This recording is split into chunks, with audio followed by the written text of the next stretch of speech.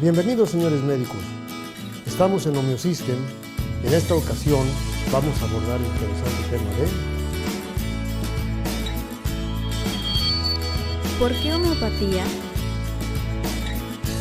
Parte 3.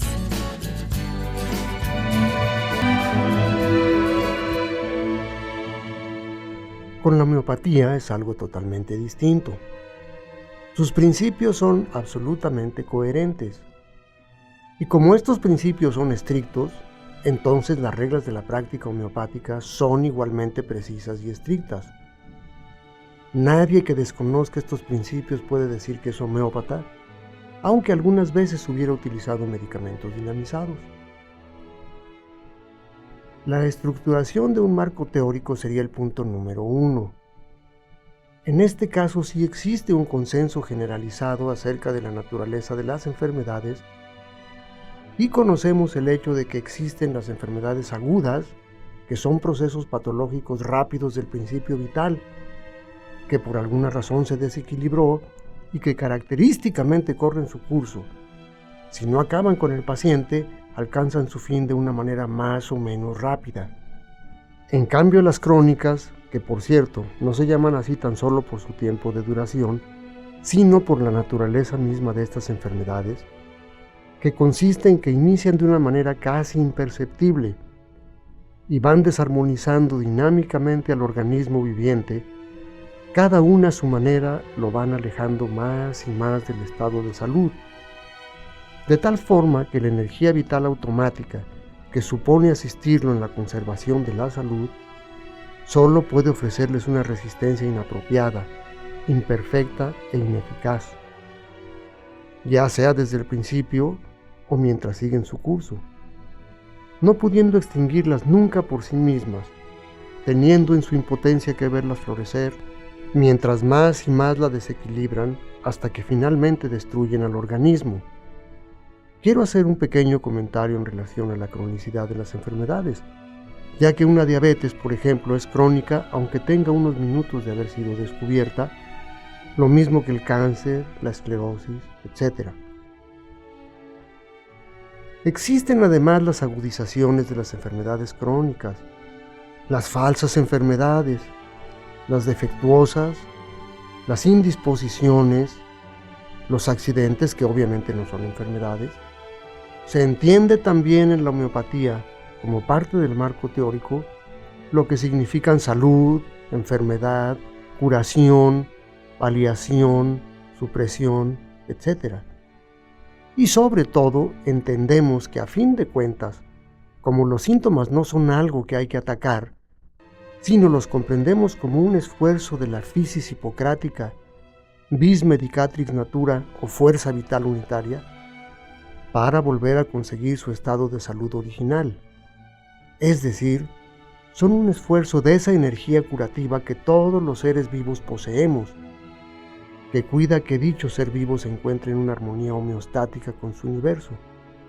Y no se trata del pretendido ataque invisible de un conjunto de microorganismos que viven al acecho para echar a perder nuestra vida. En cuanto al segundo paso, el planteamiento del problema, que sería cómo resolver este asunto de salud en el ser humano, en homeopatía entendemos al organismo como una entidad reaccionando incansablemente con su medio ambiente, tratando de adaptarse a cada minuto, resguardándonos de las enfermedades, reparando los daños, en fin, en otras palabras, lo que llamamos enfermedad en realidad representa el esfuerzo del organismo para conseguir la salud.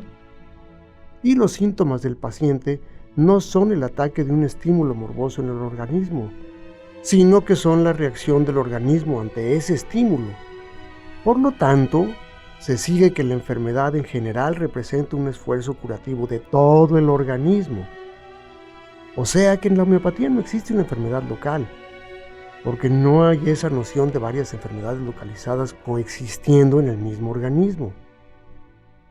No podemos decir, usted padece una colitis nerviosa, pero también sufre de hipertensión, y además tiene el ácido úrico elevado, y tiene una depresión, para lo cual tendrá que ver usted a 4 diferentes especialistas.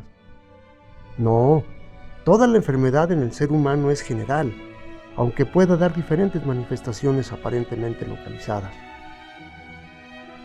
Si ya entendemos que los síntomas no son otra cosa que la representación del esfuerzo del organismo para conseguir la salud, entonces se sigue que por muy dolorosos e indeseables que sean estos síntomas, deben ser considerados como algo benéfico. No digo que agradable ni mucho menos deseable, ya que estarán indicando al médico el rumbo tomado por el organismo para restablecer la salud. Por último está el hecho de que los síntomas se presentan antes que las alteraciones estructurales que pudiera tener el organismo. Por ende, son más importantes que lo que pudiera revelar cualquier examen de laboratorio o gabinete, que solo representaría el resultado de la enfermedad y no la enfermedad en sí misma. Esto es por el hecho que los síntomas fueron las primeras manifestaciones ante un verdadero observador, y luego es que vienen los cambios estructurales. En el tercer paso, que es la hipótesis, la homeopatía propone lo siguiente.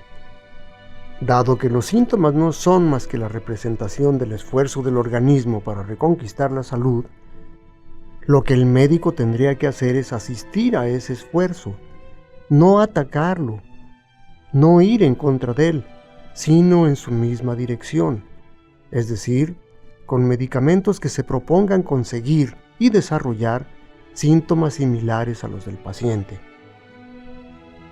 En el cuarto paso, que es el método de investigación para poner a prueba los medicamentos que utilizaremos para tal propósito, es donde la homeopatía es más fuerte y rigurosa que ninguna otra forma de terapia, ya que cuenta con la experimentación pura, como la define el Dr. Hahnemann.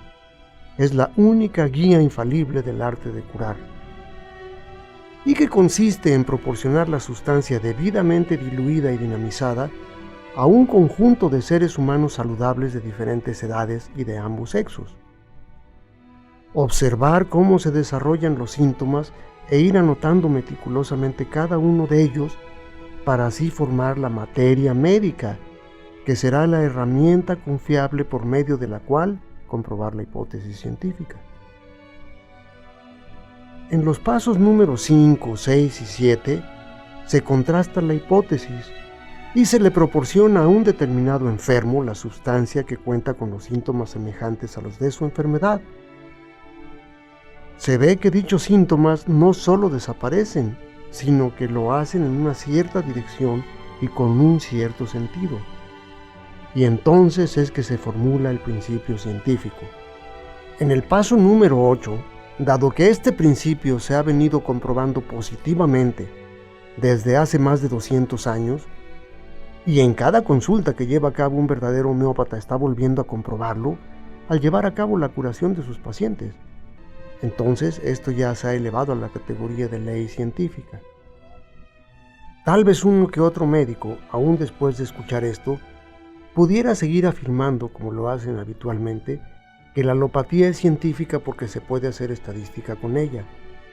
Pero es que tampoco se han enterado de que Claude Bernard, quien contribuyó enormemente al conocimiento de la fisiología, descubrió la importancia del medio interior y fue quien descubrió la homeostasis, aunque el nombre se lo puso posteriormente el fisiólogo Walter Buchanan, pues él negó categóricamente el valor de la estadística en los procesos fisiológicos cuando dice en su estudio sobre la medicina experimental: destruyendo el carácter biológico de los fenómenos, el uso de los promedios en fisiología y en medicina usualmente solo da una exactitud aparente a los resultados. Se refiere a que hacer estadísticas en medicina es muy complicado, porque para tener la medida de la curación de N enfermos de tal enfermedad, en realidad, dado que no existen enfermedades sino enfermos, teníamos que tener esos N enfermos con exactamente los mismos síntomas, cosa que como percibimos es poco menos que imposible. Por lo tanto, dichos resultados serían necesariamente falsos. Solo me gustaría, para terminar, citar un artículo que escribiera para la revista Harper's un médico en los Estados Unidos llamado Ian Stevenson. El artículo se titula ¿Por qué la medicina no puede ser científica? Y menciona: las leyes básicas de la salud y la enfermedad aún no han sido descubiertas, y en realidad ni siquiera se ha iniciado con su búsqueda. Sigue diciendo: ninguna disciplina puede exigir un mejor equipo por medio del cual se lleve a cabo la investigación. Sin embargo, ninguna disciplina es inferior a la medicina cuando se trata de organizar su conocimiento en una serie de principios coherentes. Y esto lo pueden ustedes constatar porque está citado en Homeopathic Science and Modern Medicine de Harris L. Coulter. En cambio, podemos decir que la homeopatía sí posee un conjunto de principios estrictos y precisos en relación al diagnóstico y tratamiento de los enfermos, y justamente el propósito del presente trabajo es enfocarlos con todo su rigor al uso de una de las herramientas más valiosas para conseguir el tratamiento adecuado de cada caso particular, es decir, el repertorio apropiado. Así llegamos a la conclusión de que muchas de las ideas que aún prevalecen en medicina no son tan ciertas como parecen. Esto no es raro cuando no se tiene un concepto claro y desarrollado sistemáticamente. Afortunadamente en la homeopatía sí poseemos ese conocimiento, lo que es de esperarse que siguiendo los principios de esta ciencia, un paciente visite a 10 o 20 médicos homeópatas y reciba exactamente el mismo tratamiento, o por lo menos es lo que nos proponemos con este repertorio y las cápsulas presentes. Y esta sería la razón por la cual en Homeosystem seleccionamos a esta ciencia médica como la posibilidad de ofrecer al ser humano un mejor futuro, libre de ese lastre de enfermedades crónicas que están echando a perder lo más preciado que puede tener un ser vivo: su salud y bienestar, el estar bien en el mundo. Gracias por haber estado con nosotros en Homeosystem. Los esperamos para que sigan acompañándonos en el próximo contenido. Hasta luego.